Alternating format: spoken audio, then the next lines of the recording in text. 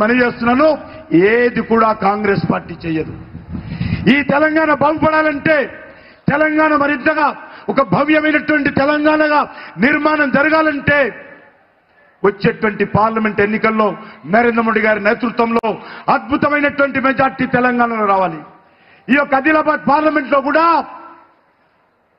అద్భుతమైనటువంటి మెజార్టీతో మన భారతీయ జనతా పార్టీ అభ్యర్థి గెలవాలి. అందుకే మీ అందరినీ కోరుతూ ఈ యొక్క కార్యక్రమంలో పాల్గొంటున్నటువంటి మీ అందరికీ ధన్యవాదాలు తెలియజేస్తూ సెలవు తీసుకుంటున్నాను.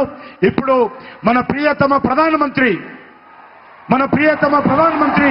నరేంద్ర మోడీ గారు మన ఉద్దేశించి ప్రసంగిస్తారు.